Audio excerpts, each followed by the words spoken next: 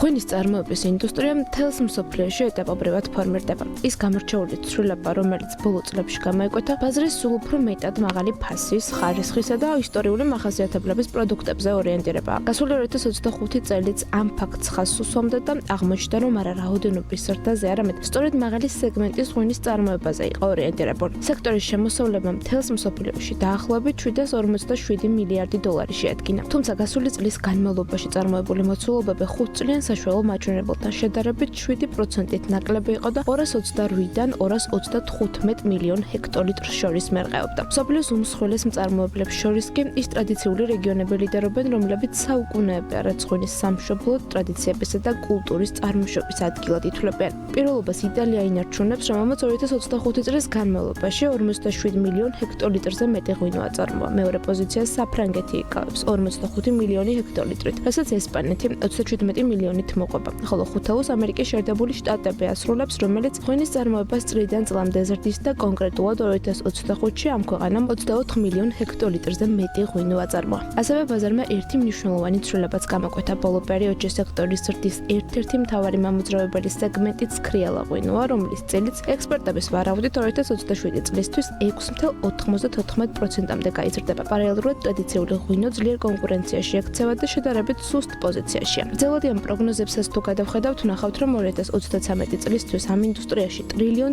მეტის გენერირება მოსალოდნელი, რაც ამ მდგომარეობით 8,8%-იანი წლიური ზრდის ტემპის შედეგი იქნება. ამის მიუხედავად, ინდუსტრია სტრუქტურული რისკების წინაშეც დგას. კლიმატური ცვლილებები და მოთხოვნის მერყეობა შედეგებზე სარკისებურად აისახება. 2025 წელი როგორც ინვესტორებისთვის, ისე მწარმოებლებისთვის გადახედვისა და ადაპტაციის წელი აღმოჩნდა. ახლა კი 2026 წელს ღვინის გლობალური ბაზარი უფრო ჯანსაღ და სტაბილურ ფაზაში შედის, რომელიც სპეკულაციურად რაოდენობების ზრდის ნაცვლად ბაზრის ხარისხით, შერჩევითობითა და გამჭვირვალობით მართვას მოიაზრებს. სულ უფრო აქტიურდებიან კოლექციონერები, რომლებიც ძველ ნიშურ და ხარისხიან ღვინოებს იძიებენ და საკმაოდ სოლიდურ თანხასაც იხდიან. შესაბამისად, წელს ტენდენცია ასეთია. პრემიუმ ღვინოები განსაკუთრებულ მიმზიდველობას ინარჩუნებს, ხოლო ბაზარი თანამედროვე მოთხოვნებთან ადაპტირებას ცდილობს ისე, რომ თავისი ფუნდამენტური ღირებულებები არ დაკარგოს.